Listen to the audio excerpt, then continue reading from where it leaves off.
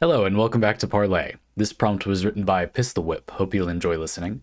It's about, well, lyrics shaped like themselves. Another one of these lyrical analysis parlay that's been popular recently.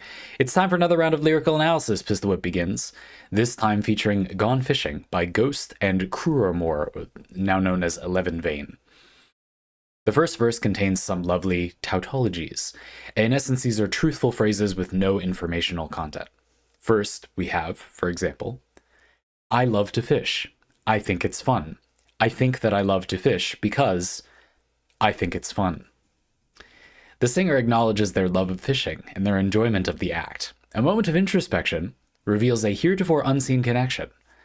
Their love of fishing arises from their enjoyment of it.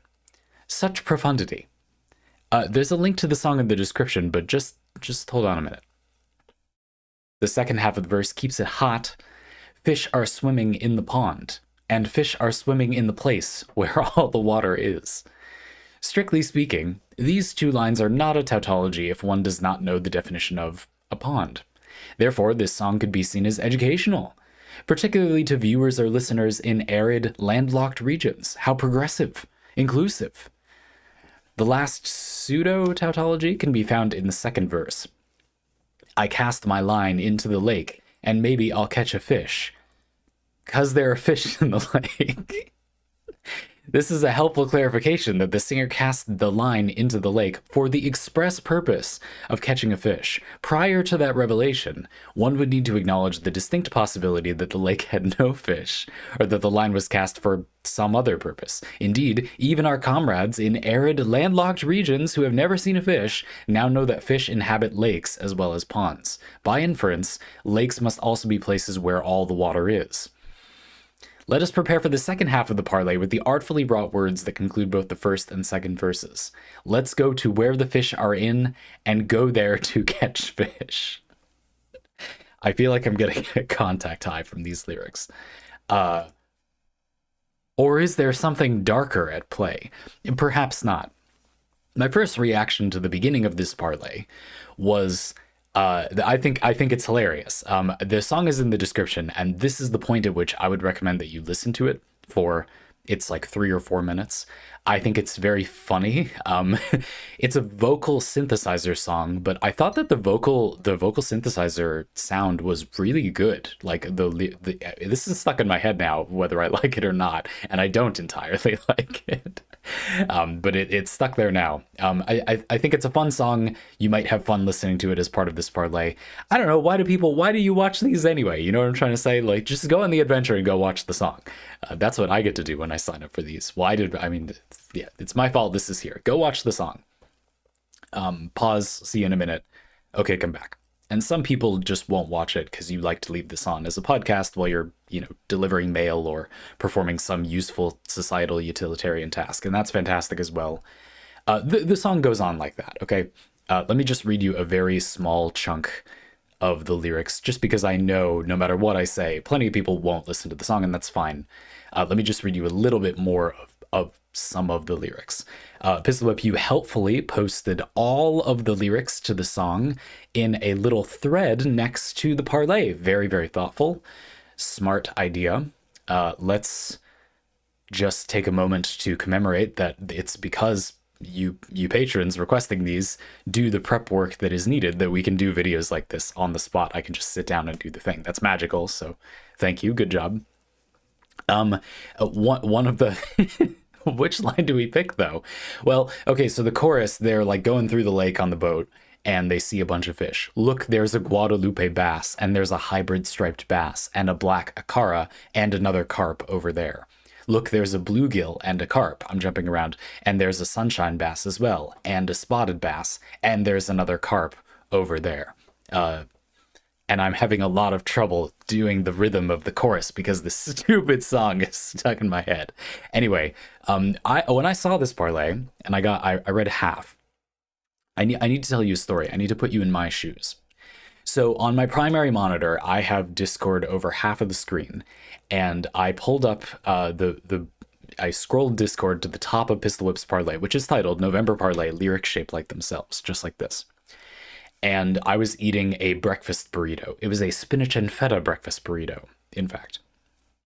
And it just so happens that this parlay is a length such that the part I've read you so far and the link and the little embed to the song, well, to this version of the song, we'll get to that later, it covers all of the screen. So I can't see the second half of the parlay. Now, I was eating my burrito and listening to the song on my other monitor and reading through the parlay to prepare, in the way that I do, which is not that much. And my hand got messy from eating the burrito, so I couldn't scroll down for a little while. And the song finished, and that version of the song finished, and I was having a bit of a laugh. And I thought, what is this parlay, man? At first, my initial assumption had been, oh, you've done something clever. People are doing these lyrical interpretation parlay. You've put a song in the parlay that is uninterpretable. What are you going to interpret from I love to fish, I think it's fun, I think that I love to fish because I think it's fun? If the entire song is made of tautologies, I can't interpret shit. You got me, right? And so I think that's great. Like, that's fun.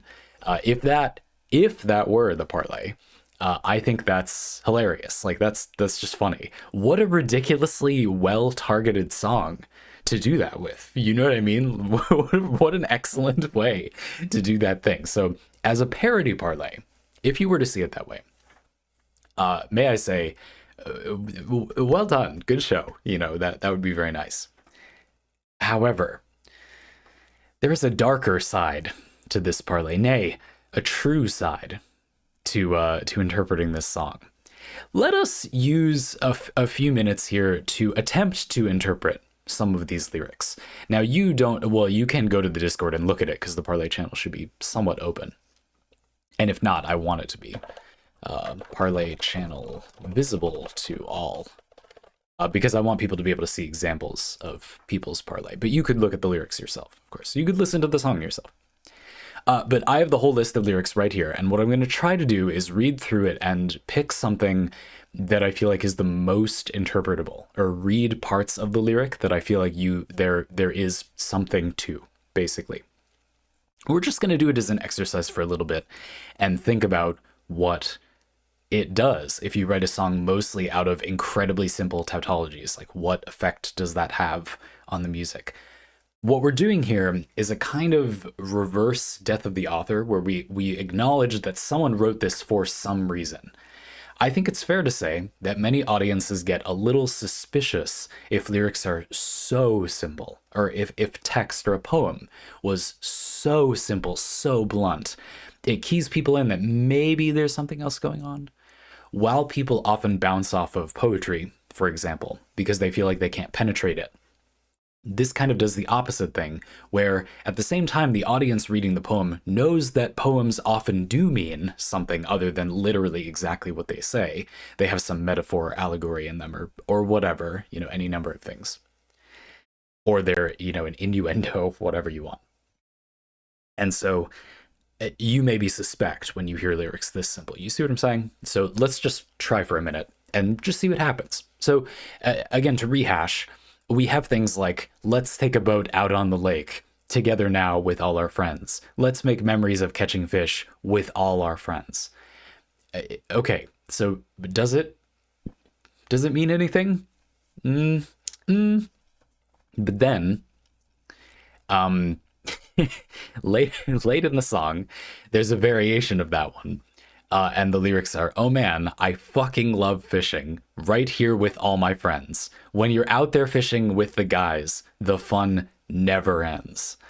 And for such a chill song, the profanity sticks out a little bit. And I'll tell you, reading these lyrics, maybe my brain is just getting broken like really, really quickly. But the number of exclamation points is kind of freaking me out. Of course, I know something about the later part of this parlay that you don't know, but it's a little foreboding, isn't it? When you're out there fishing with the guys, the fun never ends. Like, okay. Now, you could interpret this as being they're being sarcastic. Basically, it's boring. But I would argue if you look at the rest of the song as a whole, that doesn't fully add up. One way that came up recently in another lyrical interpretation parlay that can be interesting to interpret a piece of text or whatever is what I would describe as a kind of ideological archaeology. You dig into the text, you look at parts of it, and you think about what they make you think. What might be a reason this was just, constructed this way? And then what if we take that mindset and look at other parts of the text? Does it seem like that mindset would also lead you to make other parts of the text? Again, to people who have done this literally at all, it probably seems ridiculous that I'm explaining it out like that. But I think it can be helpful to break down the process that way. So for example, if we read, "Oh man, I fucking love fishing right here with all my friends. When you're out there fishing with the guys, the fun never ends." If you read that as "I roll, fishing is boring," would someone who meant it that way have written, "Look, there's a blue tilapia, and there's an alligator gar, and a long-nosed gar, and there's another carp over there"? No, I don't think so. You know what I mean? In the first place, I feel like you wouldn't know what those fish names were. These are not the world's most common types of fish, as far as I know anyway. Many of these I haven't heard of, even having just played Dave the Diver, where some of these do come up. At least I believe they do. I certainly remember a lot of fish names. Some of these I immediately went, "Oh yeah, like a walleye. Yeah, I know what that is, kind of. A catfish, I know what that is."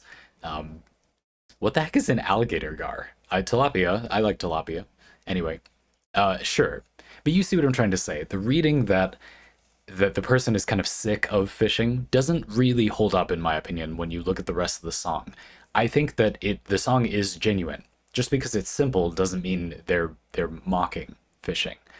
I think they're excited about the fishing. They genuinely enjoyed the fishing, rather than being cynical or sarcastic. May we interpret this as naive instead? There is danger to fishing. Going out in the ocean is dangerous. It's not ridiculously dangerous, but it's, there's some danger. So perhaps this weirdly positive, if you've done any amount of boating in your life, being this positive about doing anything basically out in the ocean is bluntly a little alarming.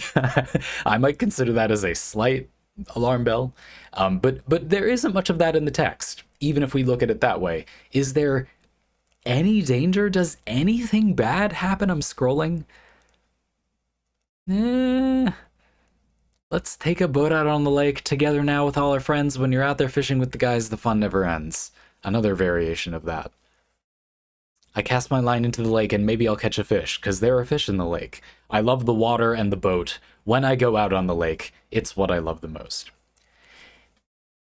And it's at this point that we need to acknowledge the interlude to the song. Because if you've watched the song, some of you in the back have been raising your hands for a little while in this weird impromptu literature interpretation class that we're running, where for some reason your teacher has gone on a bender and decided to do this song for the lesson. Sorry, well, it's PistilWhip's fault. And they're saying, okay, but Sandy, there's like a 30-second interlude in the song, like 2 minutes and 30 seconds or something into the song, where the four characters line up and fish while smoking pot. And there's cannabis leaves raining all over the screen, and it becomes green. And it's a song about getting high while you're fishing. Case closed, pretty much.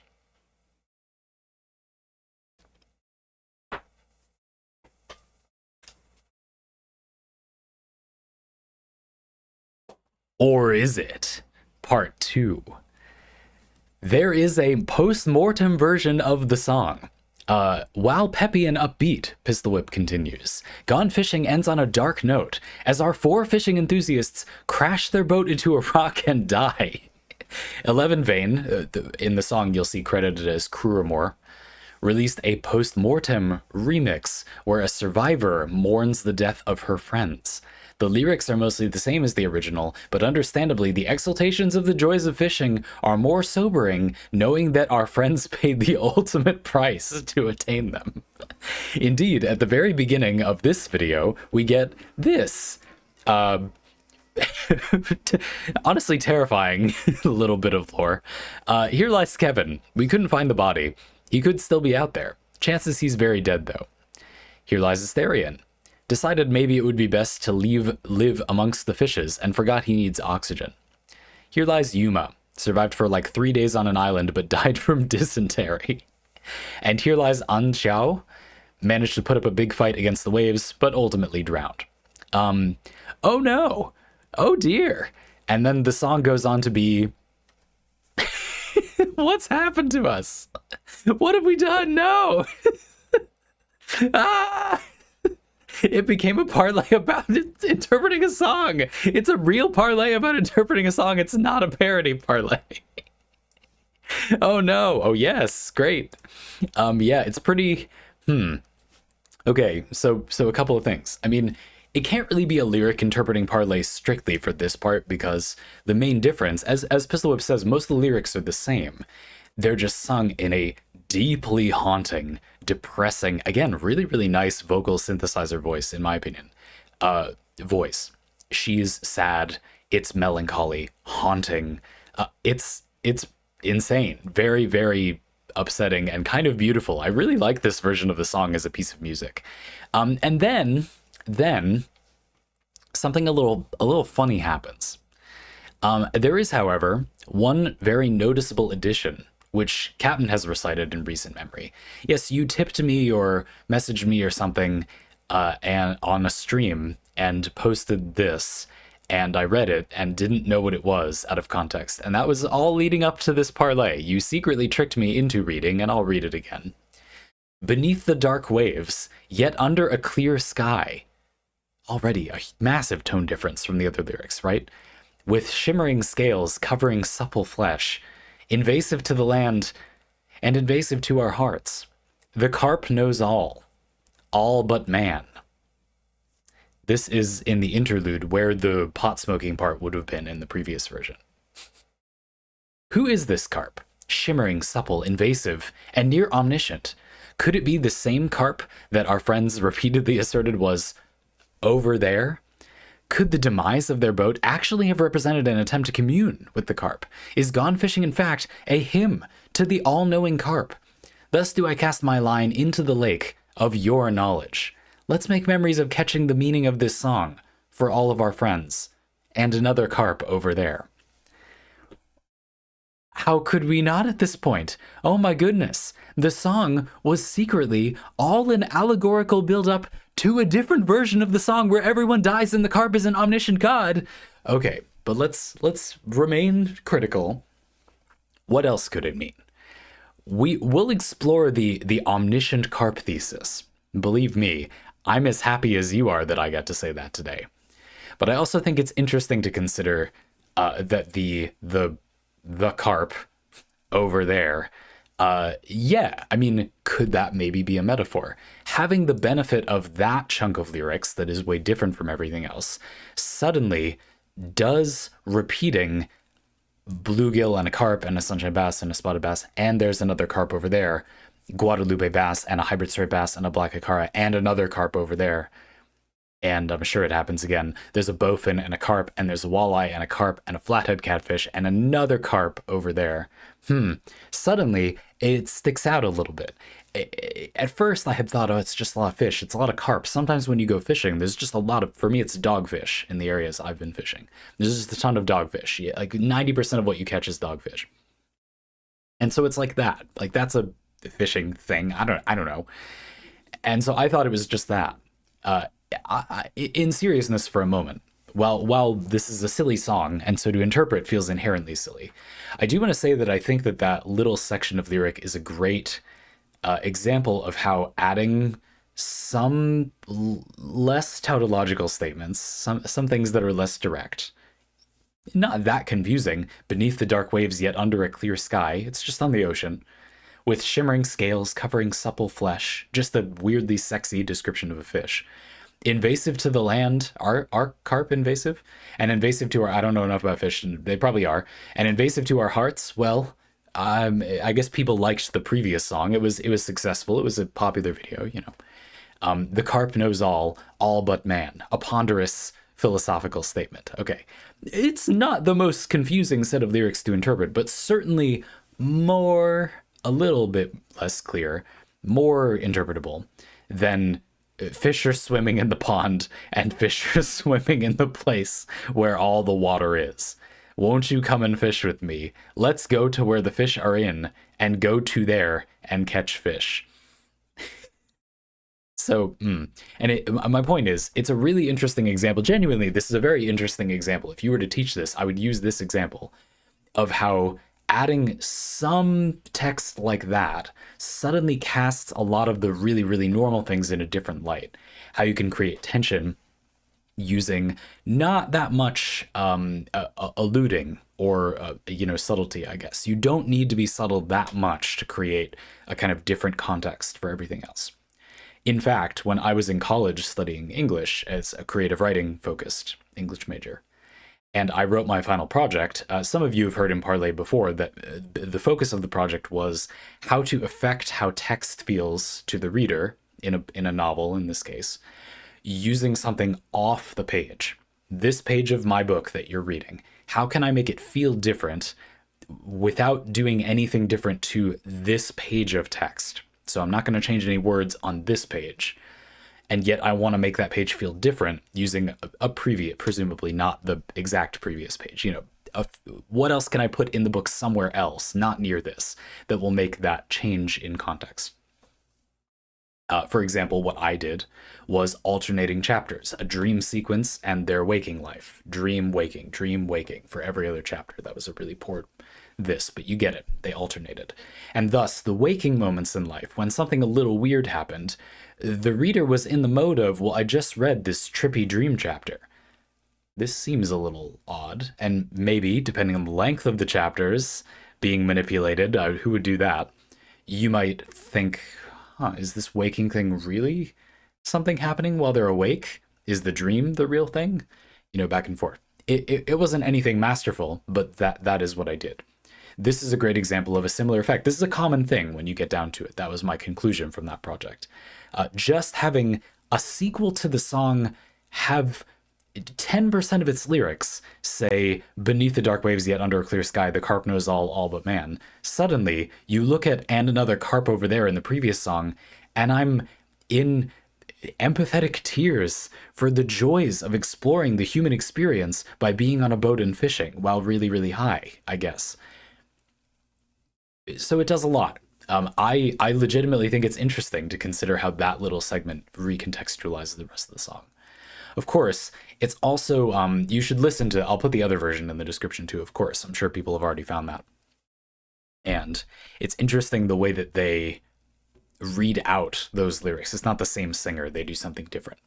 That's also interesting, that creates a certain tone. But for it to be a lyrical analysis parlay, we can't rely too heavily on the way that things are sung or presented. Obviously, I'm just going to include massive glaring misses in information, like you wouldn't have known about the cannabis part in the first version of the song if I didn't tell you it. There's no lyrical part that represents that. And I think it affects the narrative, so I wanted you to know. Yeah, I don't know. I just quickly before we enjoy fiddling with interpreting this for the rest of the parlay, I just wanted to say that I think this is a genuinely great way for people who find it hard or unfun to interpret text or poetry or something to maybe get a little bit of an in on it. There's nothing arcane going on here. We're just having a bit of fun. Anyone who acts like this is some super important or noble or really literary, like I really question the value of doing this in an academic setting most of the time. It's just interesting. It just lets you learn things about what you think and about what somebody else might think and get different perspectives. It's just like reading a book, really. There's nothing about, I don't know, there's no gatekeeping here. That I would kind of agree with a previous comment by Mr. Foot that's just bad. It's really interesting to see what happens when someone goes the exact opposite of making things in any way gatekeepy and has a song where they tell you almost as literally as it is even physically possible to exactly what the song is about. But then, of course, there's maybe a layer under there. What does that mean? What is the feeling of that? What is making a song about this saying to us? And honestly, that one, not a lot, but I am really interested in this carp thing. The carp over there. There are kind of two things I want to do. So the first one is to look at the carp over there feeling and the, I guess, the vector or the thrust of action in the original lyrics, and then we can look at the omniscient carp god thesis. Could it be an allegory? I think no, but let's look at that interpretation. No, instead, I'm more interested in the idea that there's a kind of motion to the actions in the lyrics. So let's read a little bit of them again, and I'll show you what I mean. Let's take a boat out on the lake, together now with all our friends. Let's make memories of catching fish with all our friends.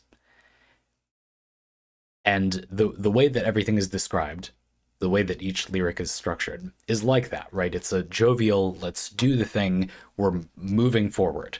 And then, I mean, fishing, when you think about it, there's something weird about this song, isn't there? Fishing is not a very active activity most of the time. You cast your line in there, and you're chilling, and you wait until there's a bite.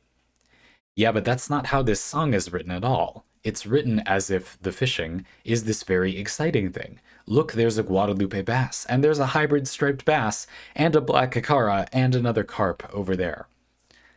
Huh.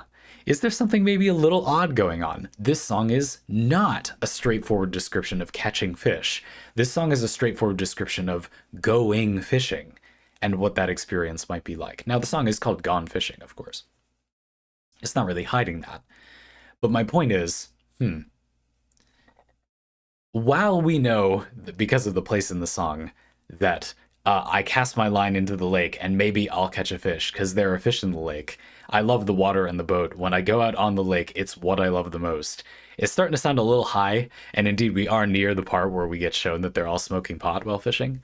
But you see what I'm trying to say? There is this element of when I go out on the lake, it's what I love the most. Are we just being a little bit loosey-goosey with exactly what part of the fishing trip you like? It's going out on the lake is a metaphor for fishing. Okay, but it literally says go out on the lake, and this is a very, very literal song. So is it reasonable to maybe say, no, maybe it's more the lake, actually, that is enjoyable. And it's seeing all of the fish that is the exciting part, not necessarily catching a fish. Could this be a massive allegory for the nature of pursuing enlightenment? Yeah, I honestly think that is a reasonable interpretation of this text, mostly if you have the addition of the post-mortem version. If we read those lyrics like that, and then read beneath the dark waves yet under a clear sky with shimmering scales covering supple flesh, invasive to the land and invasive to our hearts, the carp knows all but man. I mean, the carp knows all but man. Like, what else am I supposed to do with that? You know what I mean? It symbolizes knowledge, I guess, is what I feel like I have no choice but to do. And therefore, the fish names become a metaphor for knowledge bits, I guess. Look, there's a Guadalupe bass, and there's a hybrid striped bass, and a black cacara, and another carp over there, and we keep going. What I meant before about the kind of vector or direction of the song is the lyrics are action. You do more things. Let's go do this thing. Let's enjoy the process of doing the thing. They don't actually describe the doing the thing at all if the thing that they're doing is fishing, but they do describe fish. And so I would argue that the thing that they're doing is, more abstractly, really more the fish than the fishing. There isn't really any fishing in the song. There's probably a line about casting your line. Cast my line into the lake and maybe I'll catch a fish. Because there are fish in the lake. Yeah, like that. You see what I mean? The tone, that's like the only line that is actually you mechanically fish. You know what I mean?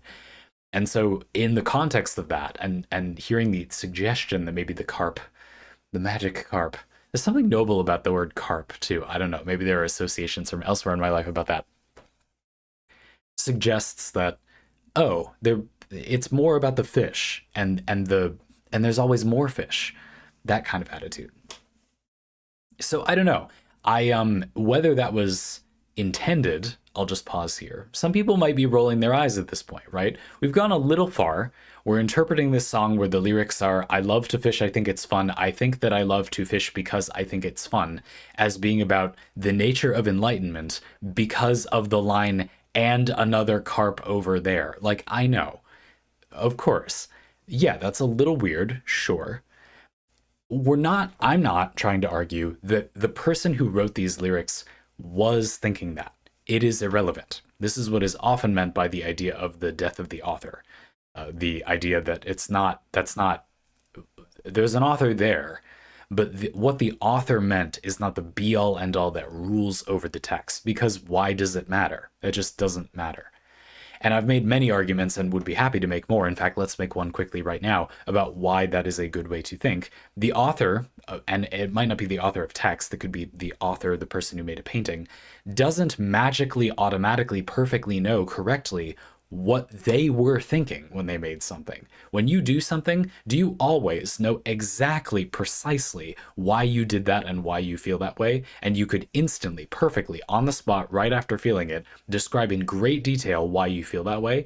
I actually can do that most of the time, not really trying to brag, but definitely not always. That's insane. You see what I mean? Especially if you make a painting or something. So the idea that the author is the be-all end-all authority on their art just doesn't work with reality. The author objectively simply doesn't know, factually does not know why they made the thing they made a good amount of the time. And so for that reason alone, you could argue, well, it's worth thinking about what someone could mean, because we don't know what the person who wrote it did mean for sure. And in the first place, why is it more valuable for your thoughts to be what the other person thought? It's valuable for your thoughts to be whatever comes up. It doesn't matter. So I'm not suggesting that the person who wrote this was making an elaborate allegory for the nature of enlightenment. I'm not. I don't really think they were. Not that it really matters. However, I do think that fishing, it's not really uncommon, is it, for fishing to be depicted as this enlightened meditative process. This song doesn't have that much of that tone, but I could see this as just being taking that idea in a different direction. What is nice about fishing? Be really positive about fishing and see what happens as a writing prompt. And a lot of the positive things about fishing are that meditative thing. So it's just come out in a very weird way here. It's been assigned to the fish. The fish are the exciting jewels in the pool of enlightenment that we're digging up. Okay, that's kind of weird, but that's actually a really common theme for fishing. You see what I mean?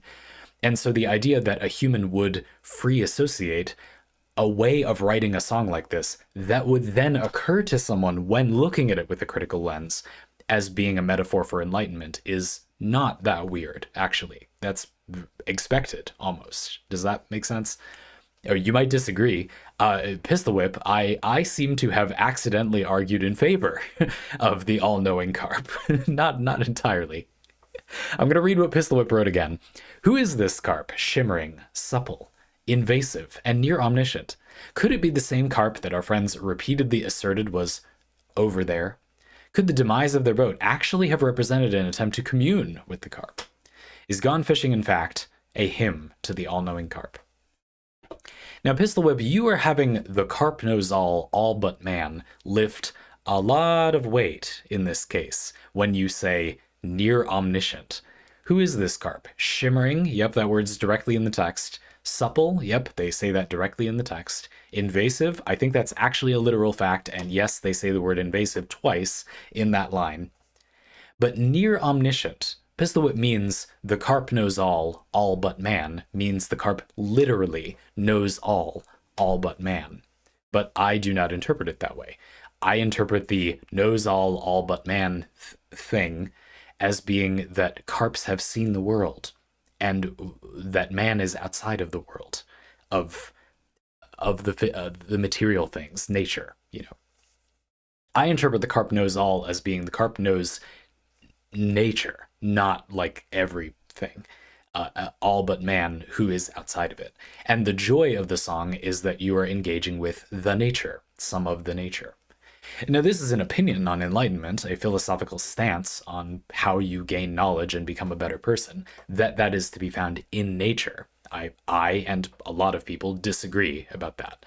I don't think nature is a bad teacher, but an encyclopedia it is not. I don't agree that it is primarily useful to look to nature and the natural way of things when trying to enlighten yourself. Nature isn't the way it is for any good reason. It just is. There's a system and a process, but there's nothing inherently good about that. You can easily do better yourself. Worst of all worlds and all that. But is it a reasonable interpretation to suggest that maybe this is a more direct uh, plea for enlightenment from the all-knowing carp chasing the all-knowing carp? I can see that interpretation, sure. It does literally say the carp knows all but man, and the suspicious placement of "and there's another carp over there." Sure, there's an element of the elusive divine in there if you like, fine. But I think that the lyrics are gesturing more at enlightenment from the natural world, not a strict or platonic enlightenment where you know everything, you are omniscient, but a more esoteric, you go out into the world and see the world and become cultured in a more mundane way. The carp knows all in a very mundane way, would be my interpretation of where the song's going. And I just personally disagree that that is all that valuable. But boating is cool. I don't know. Did we do it? I think we did it. I think that's what I have to say about these lyrics. Let's look at my notes. We're not going to talk too much about my notes for this parlay because they're a complete meme. But I didn't need very many, as you can probably tell. Let's see what else there is. Yeah. I just wanted to point out that the unusually simple lyrics invite suspicion from the audience, and that basically any motif or literary device that you use becomes more clear when the lyrics are more simple. Even the "another carp over there" thing stuck out to me, certainly, before I had seen the second version, just because this song, the default lyrics, have such an absolute void of little things or constructions that it does stick out. There's very little else for a pattern. There is a sort of form to the song. There are 4-ish and 6-ish line stanzas, if you like. Sure, but it's very light on form. Even that is like one of the more normal forms for a song to take. So it does stick out, even without the additional line. Though I don't think that you'd get to the idea of it being anything deeper than just, wow, there are a lot of fish and a lot of them are carp. Maybe some small thing about the wanderlust of exploring the world. Another carp over there, let's keep boating. And again, I noted that there is this interesting lack of discussion of actually fishing. It's just that's the purpose of the trip. And it's really more about the discovery, I guess, of fishing. Sure, that's in there even without the previous version. But I'm not sure that you'd get that much else. I was just pointing out the idea that having unusually straightforward lyrics like this does bring into relief any pattern that is there, and there's very little in this song except the "other carp over there" thing. So it's not exactly surprising were you to look at the song, like this, and then hear the other version that has the thing about the carp knows all but man, and go, they highlighted the carp. How surprising. Like, it probably wouldn't be very surprising. That is the thing about the other song. That's the key, the crux, the focal point of the other song. Do you see what I'm trying to say? So I think that's interesting. An astonishingly useful lyrical narrative parlay to interpret. That's awesome. So thank you very much for submitting this, PistilWhip. And indeed, the funny thing about parlay is people. It's a very narrow slice of Sandy Pants audience reading, posting their prompts right next to each other. And therefore, it evolves fast. It has been my experience. When a thing catches on with people, I find that you all progress pretty quickly through the stages of enlightenment, I suppose. Another carp over there, will we arrive quite quickly, it feels. I feel like, I will say for the second time in this parlay, I got a bit of a contact high from listening to, doing this parlay. So I'm gonna go. If you'd like to submit your own parlay like this, you could do that using a link in the description. And after I get a hot dog or something, I'll take a look. Looking forward to it. Love to have you. Looking forward to the next one.